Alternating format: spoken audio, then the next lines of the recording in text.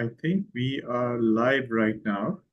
So let me go ahead and get started. Hey, everyone. Welcome to the information session for Large Language Models Bootcamp. My name is Raja Iqbal. I am one of the lead instructors at Data Science Dojo. We will be talking about the Large Language Models Bootcamp. What do we teach? What's our philosophy, who are the typical attendees, whether you should attend, you should be attending or not, and so on. So we are going to answer questions. We are going to go over the curriculum, the learning resources that we are offering, and so on. So let me go ahead and get started. And before I do that, I'm going to just make sure that I'm sharing the correct screen. Okay, I have the right screen there. So we'll get started. We are one of the oldest players, oldest companies in this space. We started the Large Language Models Bootcamp. We are still the first LLM bootcamp anywhere in the world. But as far as our data science bootcamp goes, we have a large number of graduates, and not just the public data science bootcamp. We have done tons of trainings, enterprise trainings, and not just on data science bootcamp. I mean, some trainings that we have are more for managers, product managers, marketing managers. We have done it for across different industry verticals, FMCG, manufacturing, oil and gas. So we have been doing this for quite some time. So a lot of different attendees, more than 11,000 graduates from our different programs. And pretty much, I mean, most likely the company that you represent, if you are from a company, possibly someone from your company has attended our training at some point in time. So what about this bootcamp? How did the bootcamp start? The bootcamp actually started not, we have been a training company, but we also have a consulting and services and now a product side of it. We started building an LLM application. We started as a services company. When ChatGPT became more popular, companies started realizing that the potential. We started building things for our customers, and then we realized, well, if you go and use ChatGPT or Bard or Claude, building a conversational agent might look very easy if you don't have a very specific business objective in mind. But when it comes to building a real enterprise application, well, it is hard. It is incredibly hard when you build it, right? So ChatGPT does not charge you, at least if you are on the free tier. They don't charge you anything, but it doesn't mean that it comes for free. And when you are dealing with your enterprise data, you have to be mindful of how much money you are spending on these applications. There are different challenges. There is this concept of context window. Well, how much data can an LLM handle at any given time? I mean, in a very, very layperson's language. There are regulatory challenges. You cannot actually go deploy a model for any domain, anywhere that you like. I mean, it doesn't work that way. You will have to be mindful of any regulatory implications of what you are deploying. Any wrong answers, any leakage of proprietary data, any PII, any IP, all of that is actually a challenge. Then you're talking about the latencies, right? So are you looking at an application that should be responding in real time, or the application is more of a batch processing application? Are you talking about data governance? Is AI governance your concern or not? Whether you should go for open source or closed source models. Then there are challenges around lack of reproducibility, hallucinations. I think most of us now, it's a mainstream term. When your model does not give the answer that is factually correct, we call it hallucination, right? That just connects the dots somehow and then gives you an answer that is semantically coherent, but factually it is not correct.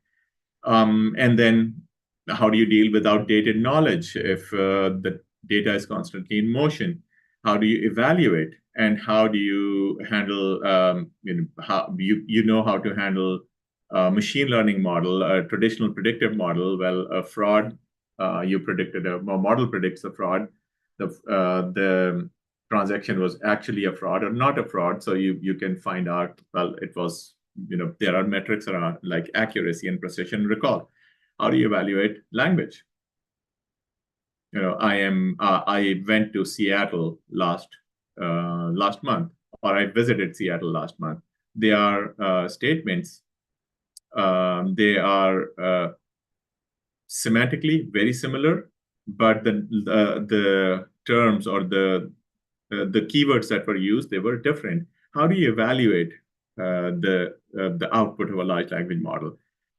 So all of these ideas, they make this whole business actually quite challenging. As I said, building a simple chatbot in ChatGPT, not a big deal, but building an enterprise application, incredibly hard.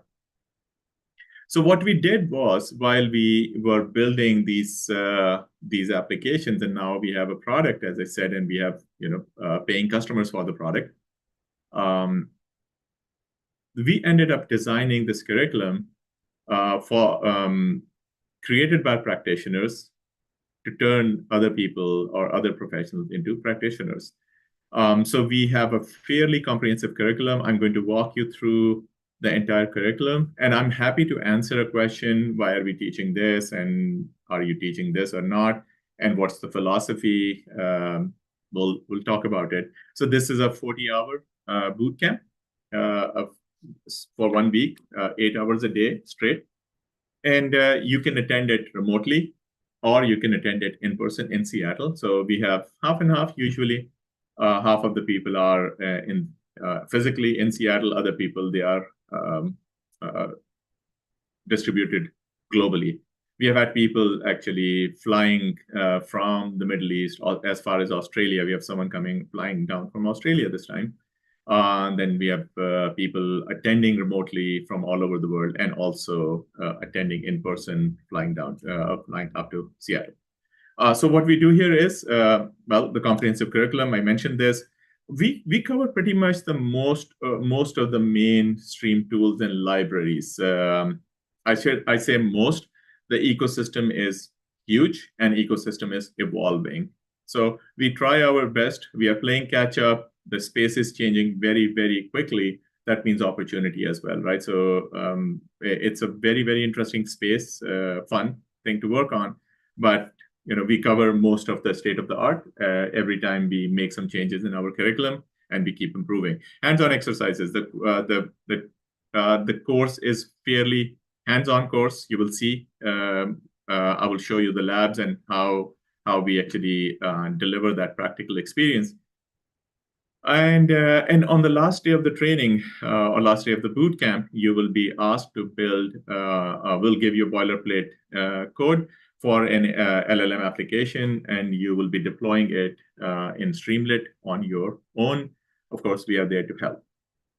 And these are our partners. What we do is we cover, since this is a hands-on bootcamp, so any GPU costs, any OpenAI or any LLM token costs, any GPU clusters, I think I mentioned that, any deployment-related cost, any serverless functions, anything related to that, it is covered by our, some part of it, the cost we bear, and some of the cost is actually compensated or borne by some of our partners. I can give you an idea. RunPod actually gives us GPU compute. We give everyone a credit for the GPU compute when we are fine-tuning a Llama 2 model in class. Then you will be given credit to RunPod. Union is they are basically deployment of serverless compute. So will get some credit from them, and so on. So I cannot go into the details of every single partner. I will mention that as I go through the curriculum. And so up to $500 of credit for all software and cloud services. You do not have to worry about any service at all, right? Zero cost to you in terms of if you have to deploy a web app, or you have to deploy a serverless computer, you have to get a GPU cluster, or you have to you are using the inference tokens or the cost of inference. You don't have to worry about anything. We have got that covered for you. So our speakers and partners, they keep changing. I mean, we bring the best people, best practitioners from industry. So our roster actually keeps changing for instructors. I'm one of the instructors, by the way. So I teach about 30 to 40% of the training myself. And then we have other instructors from different companies. This time, our partners are actually here who are participating in our next bootcamp. We also bring in guest talks from industry. As you spend more time in industry, you realize that technology is not all about, it is not all about,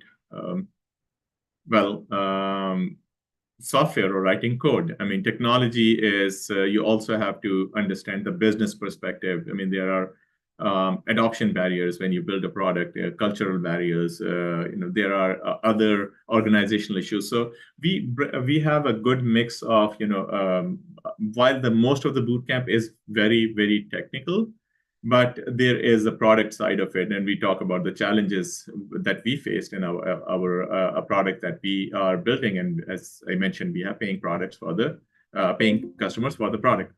So what I'm going to do is I'm going to walk you through the curriculum and give you an idea, the overall, what are we doing in this bootcamp. Let me actually just go through this one infographic, and then I will go to the curriculum in the learning platform. So if you look at this is the entire ecosystem, or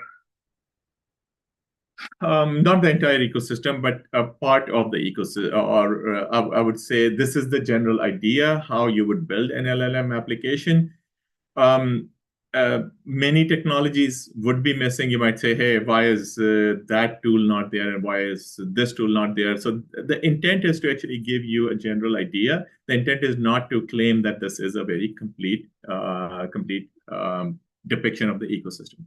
So when you look at the core of an LLM application, you have this idea of your LLMs. You can have closed source LLMs, or you can have open source LLMs.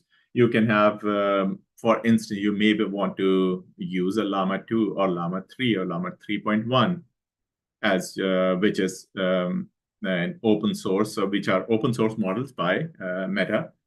And then you also can be using OpenAI, GPT-4 or GPT-4 Omni, or GPT-4 Mini.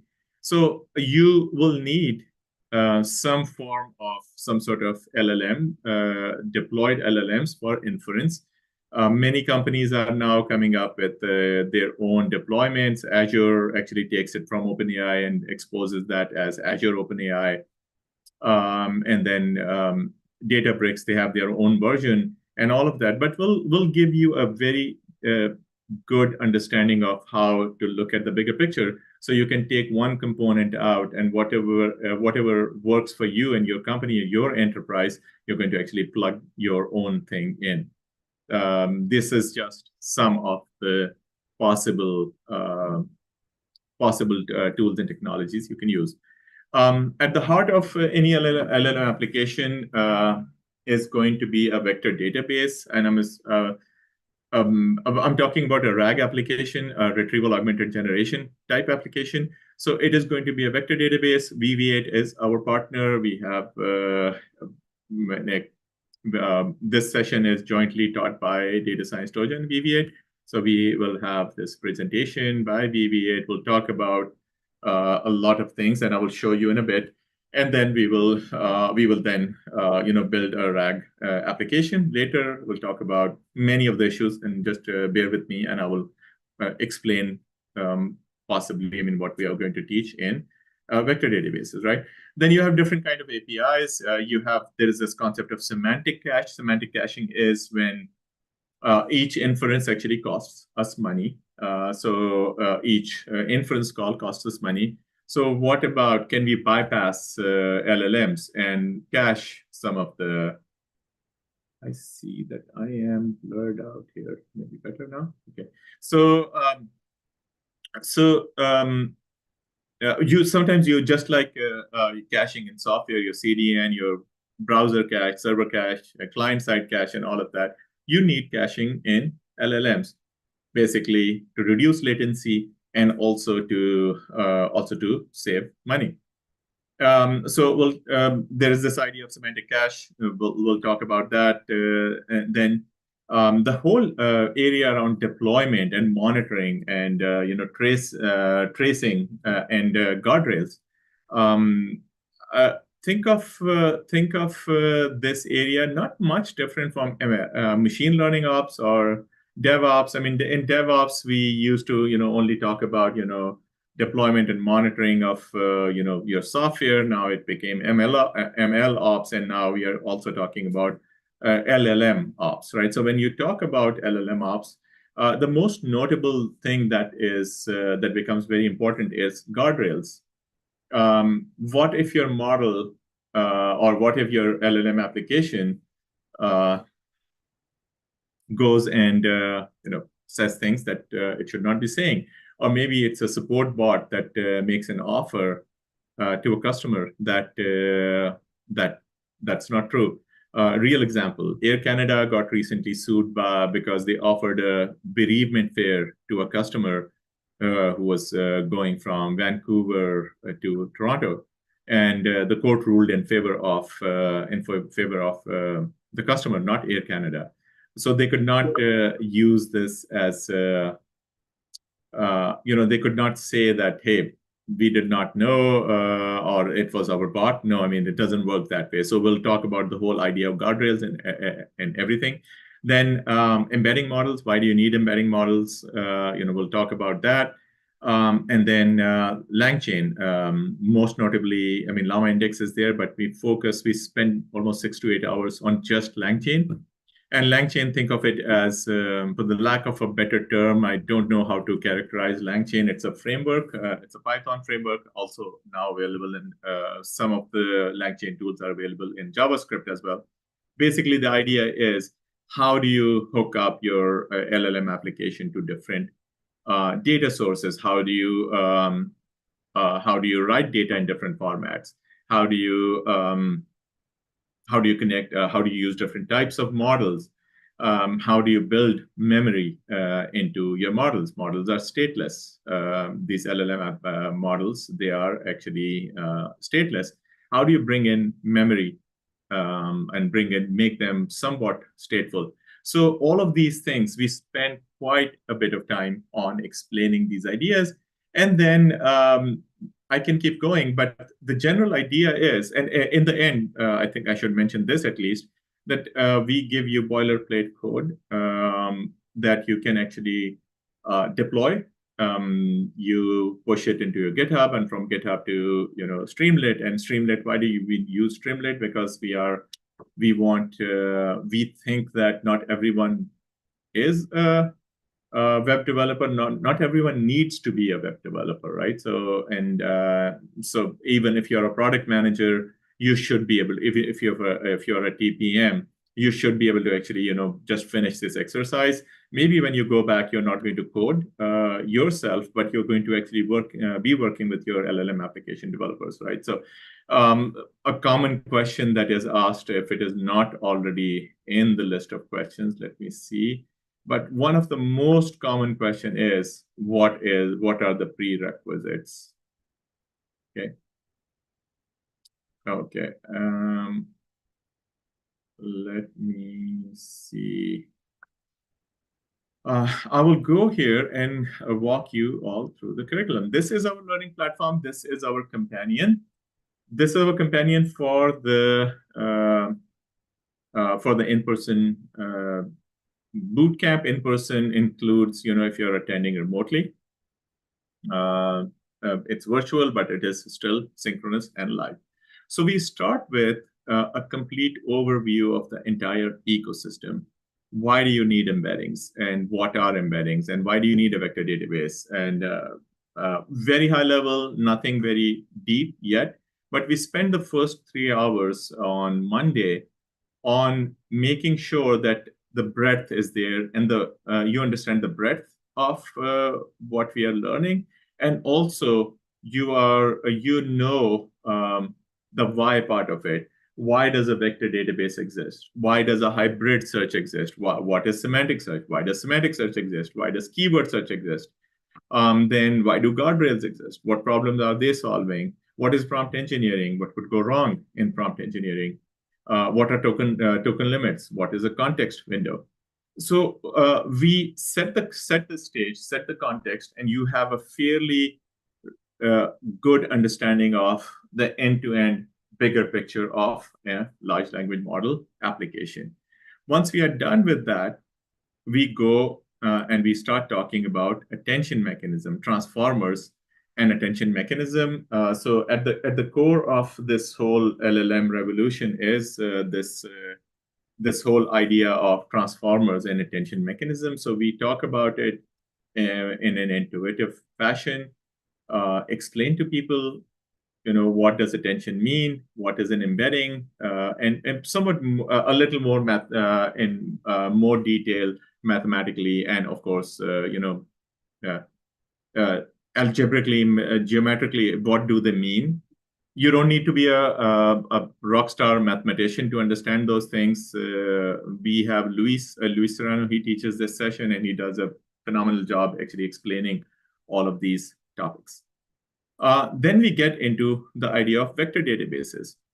And let me actually use this as a sample session. So when we go to vector databases, we are not just going to just do some hand waving here, right? So we are going to actually talk in extensive detail. Zen actually teaches this module.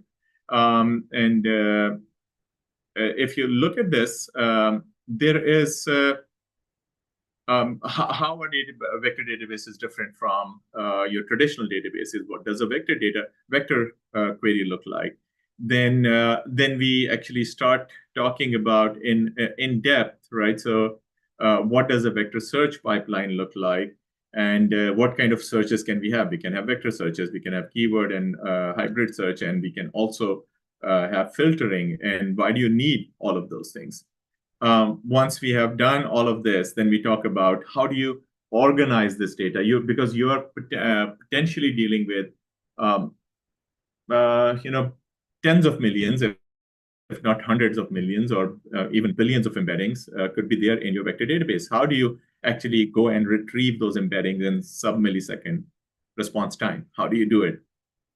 So we start with your generic approaches, but as the indexes become big, you have to compress the vectors and all of that. We talk about all of that in a lot of detail. So these are the slides that are actually covered. I mean, we discussed these in class during the bootcamp. But that's not it. Once you're done with this, well, what does it mean to do a vector search? Or what does it mean to do a similarity search or hybrid search? So you will have access to these code samples.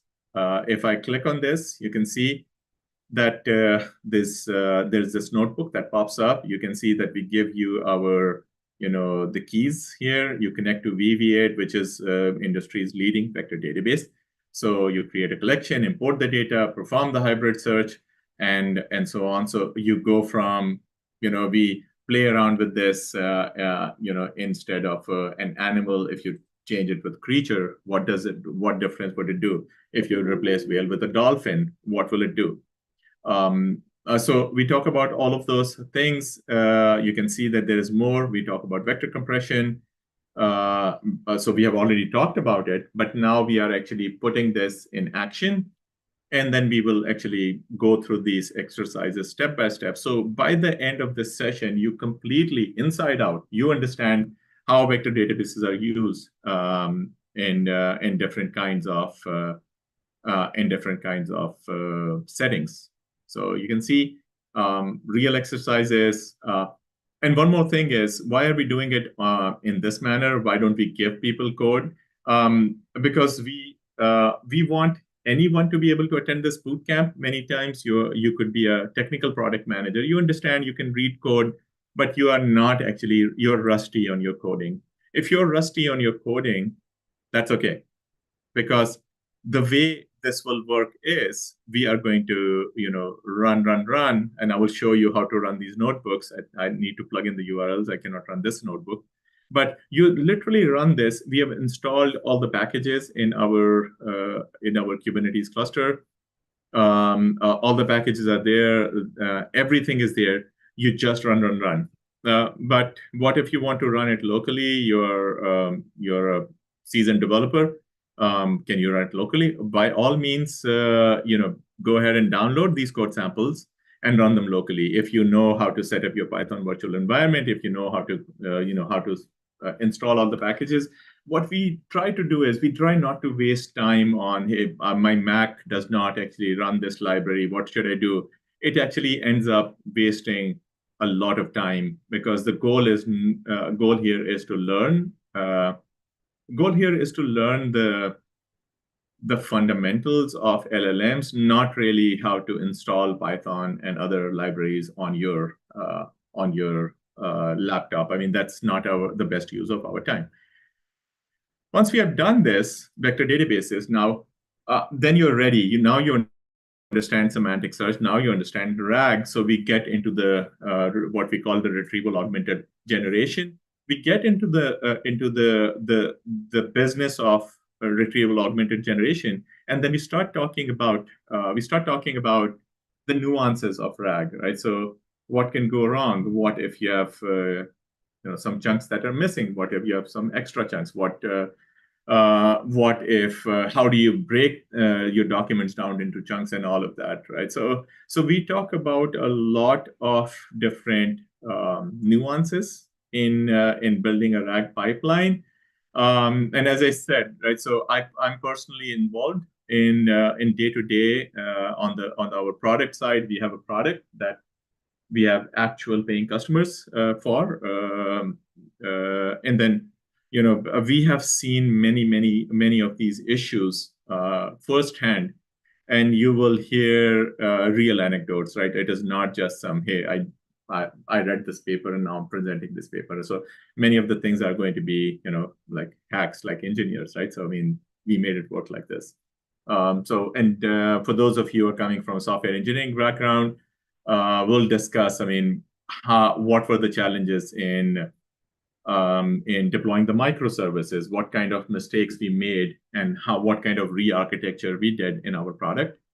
We actually share the product architecture. Of course, we don't share the code base, but we share all the learnings on the product engineering side, and general the product management side of the product. So once again, it is not purely about running these notebooks. It is really preparing you to build an enterprise application internally from whether you could be a startup, you could be a product manager for a company, you can be a dev manager for a company, and now you're tasked with, hey, go build an LLM application for enterprise. And I'm very confident that by the end of this, you should be able to do it. What we cannot promise, though, is if you are a good dev, yes, you will be able to go and build applications as a developer. If you're a great product manager, you will be able to go and become a great technical product manager for LLM products. But what we cannot do and promise is that you come in with no coding skills, and suddenly after the bootcamp, you cannot expect to start building LLM application. You cannot start writing code yourself, right? So you will be whoever you are right now. You're a great project manager, product manager, program manager, great developer, great dev manager. You will be a great LLM product manager, LLM project manager, and so on. But we are not going to transform you into what you did or not before you came in. I hope this makes sense, because this is a common question. But one of the things is, if you do not know coding, if you can read code, you will be fine. We have had people who did not have a coding background. If you just want to understand how LLMs work in general, these exercises are very easy to follow. If you look at this, we are talking about changing the name. Let's try this keyword. Let's try that keyword. So you, on the back of your mind, you do still understand very well how this works. Of course, you won't be able to write code yourself from scratch, but you will be able to actually understand as a product manager, technical product manager, when your devs are telling you that this is happening, well, you know exactly the challenges that they are running into. Okay, let me go back. So prompt engineering, we'll talk about prompt engineering as well. We have notebooks actually integrated for pretty much everything that you're seeing. In the interest of time, of course, I cannot go through every single notebook, but I will occasionally go and get into notebooks. We talk about fine-tuning in quite a bit of detail. When we talk about fine-tuning, we will talk about transfer learning, what is fine-tuning, the quantization of models, low-rank adaptation, also known as LoRa. There is this Q-LoRa, quantized LoRa, and so on. So we talk about all of that, and then we give you instructions to get into our run pod clusters. We give everyone a credit. Everyone creates a run pod account, and then we give you code. We walk through a lab that does fine-tuning of a Llama 2 7 billion 4-bit quantized model, 7 billion parameters, 4-bit quantized model. We ask you to go and fine-tune the model, and then you compare the model, the fine-tuned model or not fine-tuned model with a fine-tuned model, and you discover certain things that only can be experienced, right? So there are certain interesting things. For instance, no matter how much I told you, there's something called catastrophic forgetting. That model forgot what it was supposed to originally do, but you see certain things in action. Hey, I fine-tuned the model. Why is it acting weird now, right? So, and then you realize fine-tuning is actually not something that is as easy as it may appear, right? So we do that, and then we have, and then also show you how to deploy a fine-tuned model. In that case, Union, we deploy it in Union serverless clusters. I had a call with Sage, who will be presenting this morning, and we were finalizing that module. So you will have a very practical experience, theory side of fine-tuning, then fine-tuning the model and deploying it in a more serverless fashion. And for those of you who know serverless, you know why we are deploying this as a serverless. And for those of you who do not know what serverless is, you will have a fairly good appreciation and understanding of why something like this should be deployed in a serverless fashion. And this should not actually scare anyone away. I actually think that as long as you have the commitment and the motivation and problem-solving skills, and most of these things are common sense, right? So software engineering to me is common sense. Distributed computing is common sense. Why go serverless? Why have a containerized application? Why have VMs? Why have bare metal? All of these, they make sense as long as the person communicating them to you actually knows what they are talking about.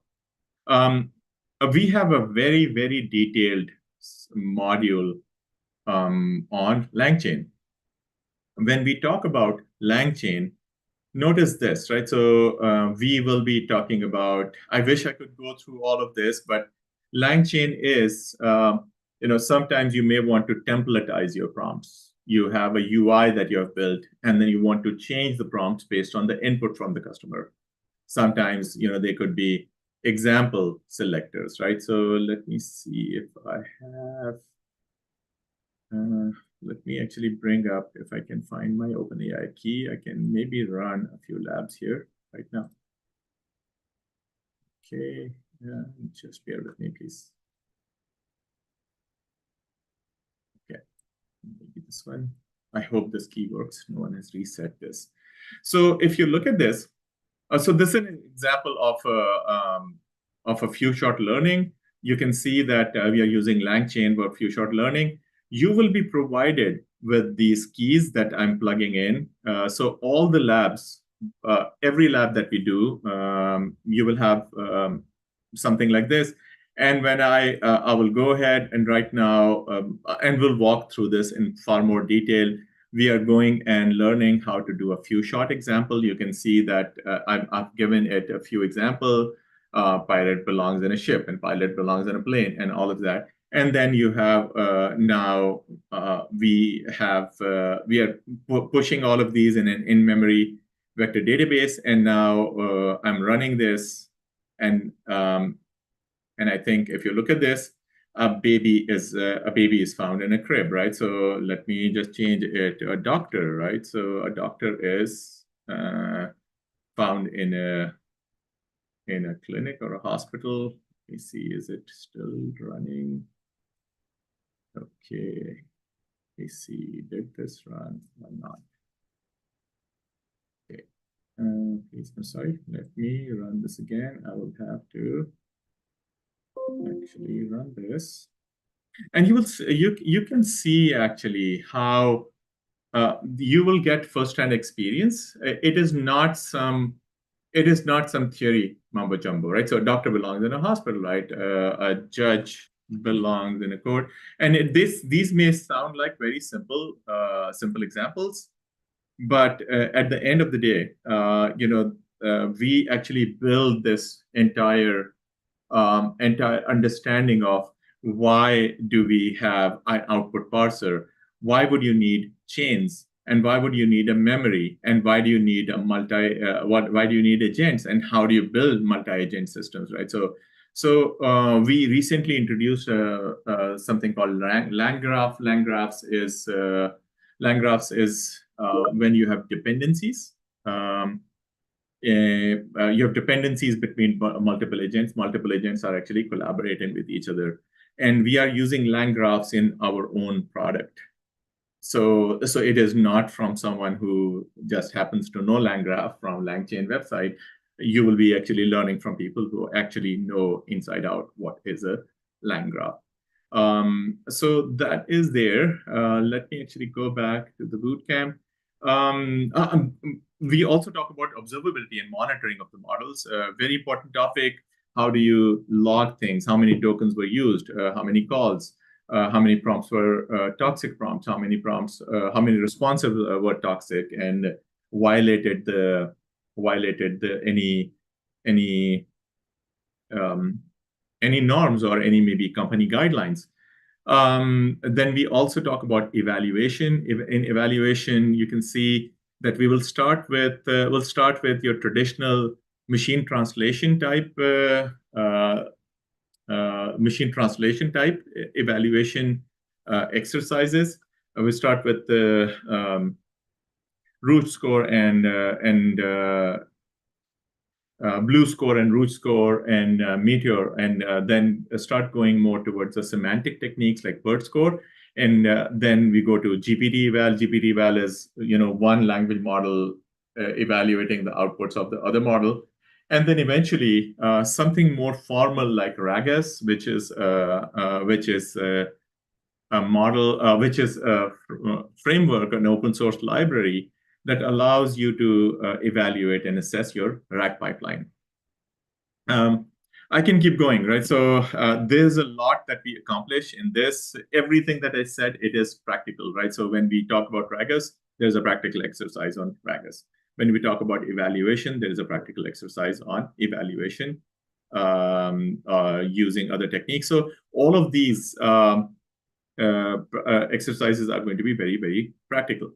And then on the last day of the training, we are going to have the second half of last day will give you some boilerplate code and some exercises. So why do we give the boilerplate code? Because the intent is not to turn you into a web developer. We give you a very easy to deploy web application, and then we give you exercises. How about you do this in this? How about you do this in and change this? How do you implement this chain? How about you implement this prompt template? And so on. So there are things. It's I think I can take pride in the fact that we have done it in a manner that you will leave with actual practical skills in building LLM applications. So let me actually, I see that there is a lot of questions. So I will start with, okay, will we get a copy of this video? Yes, this video is going to be posted on YouTube, on our YouTube channel, or and also on LinkedIn if you're joining LinkedIn Live. As a non-programmer, that what prerequisite programming tools need to be acquainted to enroll. All you need to know is Python, and Python, even if you are not a Python developer, if you've never coded in Python, we have a 2 to 3 hour tutorial that will give you, and then as long as you can ramp up on some of the Python fundamentals, if you can read Python code, you would be okay. But if you have never ever programmed in life, of course, you will have difficulty in understanding the programming side of it. But if you have programmed in any language, you will be fine. Are there any scholarship options available for students? And for that, it's not possible to bear the cost completely from India. Rishab, please reach out. We would love to help you out in any way we can. But of course, to the extent that we can, would love to actually hear from you. Are you going to provide extra large monitors during in-person boot camp? This is an interesting ask, Brijesh. We do have, because this is happening locally within our office, so we can give you a monitor. I don't know if the monitors are going to be big enough to your taste, but I mean, I don't know, the monitors that we have right now, I think they're reasonably big. We can actually give you some monitors. I mean, that should not be a problem. Okay, how long will we have access to our environment after bootcamp will be over? You will have access to the learning platform for 1 year after the training, except the OpenAI token. Those API keys are going to be revoked because we cannot, of course, I mean, they are super expensive. We cannot actually give you those. But for the entire bootcamp, that cost is covered. But any credit that you get for GPU clusters, that is yours to keep. But take your time to exhaust it. The online learning platform, the Jupyter notebooks that you see, all of those are yours for 1 year, right? So just go and use them as much as you like. What else is there? Do we get to write custom code? Do we get small assignments to build our own LLM? I doubt it, right? So building your own LLM, I do not think we can do that in a single bootcamp. That would require probably a much more extensive bootcamp only on writing LLM. What we are doing here is, how do you use one of the off-the-shelf LLMs, open source or closed source, and build your own application? So for the most part, you're going to be using existing LLMs. There's a minor exercise a small exercise where you fine tune an LLM, but the focus is on teaching you how to fine tune an LLM, not necessarily fine tune an LLM for a specific task. So I'm not sure if you appreciate or what you're asking is quite daunting. Actually, building your own LLM, it may not be something that we can teach in a boot camp that is more introductory in nature. Please talk about the pipeline. I think I did talk about the entire pipeline. If you remember the infographic, I did actually general and not quite in the pipeline fashion, and in detail, we definitely, when we do the bootcamp, we talk about the pipeline in depth. Maybe I should maybe bring up an idea, and then we talk about the challenges in all stages of the RAG pipeline. We focus more on RAG because that is going to be most likely what you will end up building. So we will be actually talking about the challenges in building RAG applications quite a bit, and I'm going to flash some of the content on the screen to give you an idea, and then to tell you, key challenges. I'm trying to actually search for my slide deck that talks about uh, challenges in RAG and RAG challenges.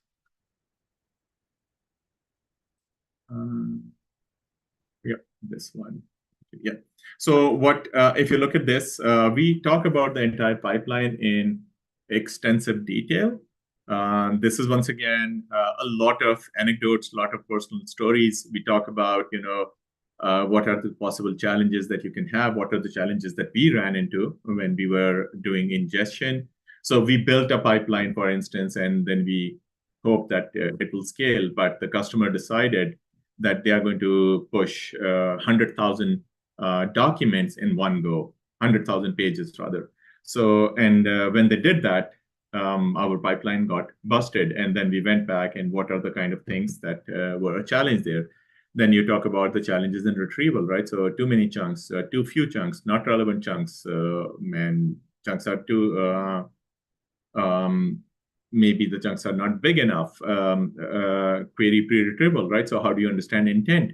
And all of that, right? So we talk about all of these challenges, and then we talk about the entire pipeline. What are the challenges that you will run into in each of these stages? I will slowly, slowly move through these slides. But of course, and I cannot cover everything in this session.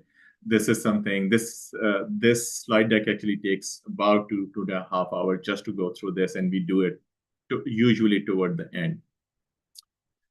Okay. How to debug the code if at all trapped in error? Good old way, right? So, just spend time. I mean, use Google, Stack Overflow, and now ChatGPT. But what we have done here is, for the in-class exercises, what we have done here is we have the code samples have been tested out, and we make sure that the code is bug-free. But then some people, they decide to modify the code. I mean, I have two links in the chain here. How about to add one more or another one, right? And so on. So we are there to help during the boot camp if you run into issues. Then after the boot camp, we have a Discord group for all the entire cohort. You can collaborate with other people, and we are there to help as well in case you run into any issues.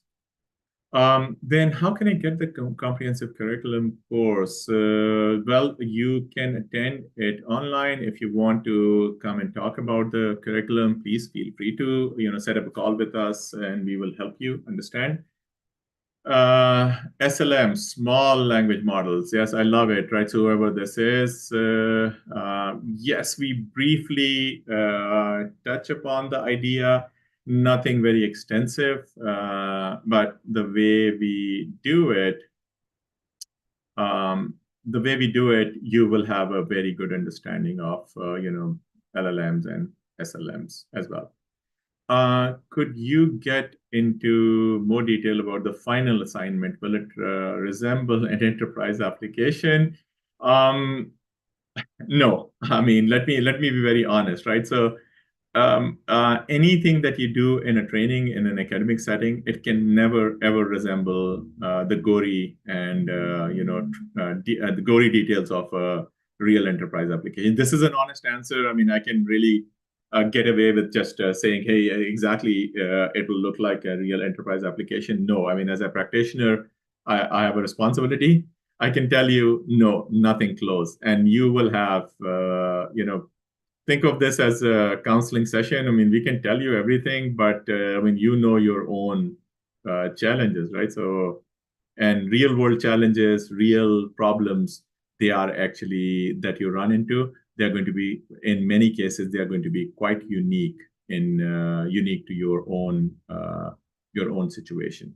So, but it will be as close as it can get in an academic setting. So I can assure you that, right? So it is going to be very close to, or in any academic setting, it is as close as it can get, but it is not going to be exactly like an enterprise application. I would be actually lying if I told you this.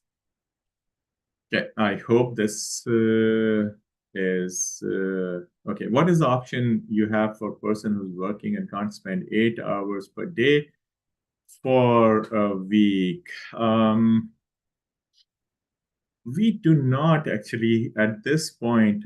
We have shorter courses as well. We have this LLM for everyone course.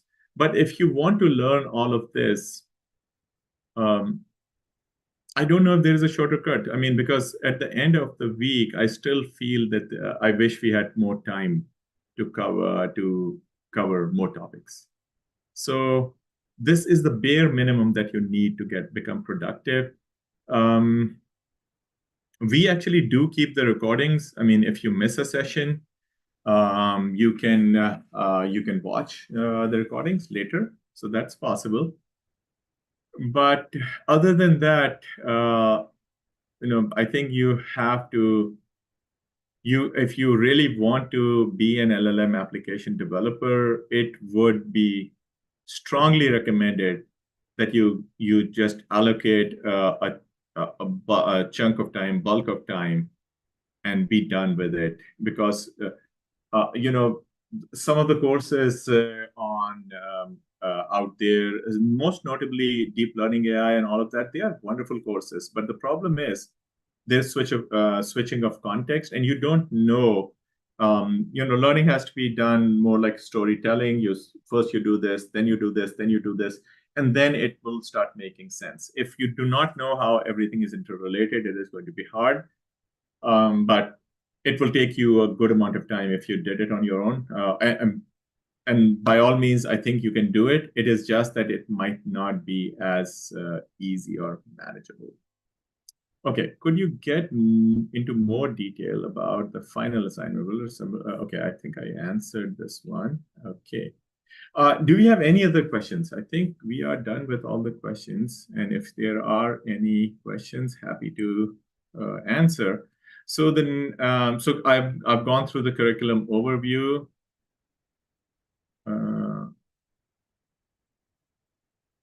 So there is another question, RK. Well, got to know that the session will not make us pro as developers, but on the other side, can we be explained the reasoning exactly? I mean, this is precisely the idea. Of course, I mean, this is exactly the idea. Thank you, RK. I mean, maybe I did not phrase it well enough. So when we talk about this, you will exactly know. I think this is the product, the quantization lab with VV8. So we are exactly going to explain the code. Hey, this is what is happening here, and this is what is happening. So even if you don't write code when you go back, that's okay. But you will understand when your dev tells me I use product quantization or I'm using hybrid search, you will exactly know what hybrid search means. Or if they told you that they are using RAG or RAGAS, so what are the metrics that they are using? Or if they're using GPT eval, you would know what that means. Or if they're using embeddings that are, Llama, they're using Llama as for embeddings, or maybe some of the OpenAI models, the dimensionality of embeddings and all of that. So you will be able to understand all of that for sure. We'll explain the code. The code is going to be explained during the bootcamp. It is just that your coding skills, fundamentally, the bootcamp is not about improving your coding skills. It might happen in the general territory of LangChain. LangChain is, I think, 20 to 25 exercises, good 20 to 25 notebooks that we spend time on 6 to 8 hours on. So you will be able to, let me actually give you an idea so you can see here. So when we are, so for instance, this example selector, We are going to talk about, hey, we are creating this, dictionary, and then example selector. From examples, you can see what does this mean. Bias, what is bias? We'll explain that. What does this k equals 2 do? And so on. So we are going to actually talk about all of that, but we are not going to actually write new derived classes from few short prompt template class. So that is the distinction. It's fairly, we'll explain, we'll make sure that you understand what we are doing. I hope this made sense. Happy to elaborate if needed. Okay, so let me just wrap up. So this is who we are. I forgot to mention, actually, we brought in Neo4j this time. Neo4j is going to be, knowledge graphs have been around for quite some time. So this bootcamp, we are actually bringing in Neo4j. Neo4j is, for those of you who know, I mean, knowledge graphs are useful. Neo4j is a leading player in that space. And knowledge graphs actually can help you build models that hallucinate less because of how it helps. This is the general layout where we are. Let me quickly go. This is our partner testimonials. These are the partners who have collaborated with us and think highly of us. This is our customers. I mean, you can see big names here, right? So Starbucks is there, Fidelity is there, Guardian is there, Aramco is there, Microsoft is there, Google is there. So we have been teaching people over the last year. We have had people. So these are only some of the companies from where we have had attendees attend the bootcamp. The next Seattle bootcamp is happening starting next Monday. So this is our last info session from the next bootcamp, for the next bootcamp. And you can attend it online. Sometimes, I mean, if you are not located in Seattle, that is okay. You can attend it, but it is going to be the same, some people sitting in our training room here and some people attending remotely. And then we have all the audio visual tools and everything. You can hear questions from people in the class, and then people in the class can hear questions from you. I mean, the camera zooms in on the person in the class who's speaking, instructor. So we have, technology as to the best of our ability to make it as in-person like experience as possible. But you can be in the comfort of your home. You don't have to travel. But you may have to manage time zones, of course. We have had people who manage this across different time zones.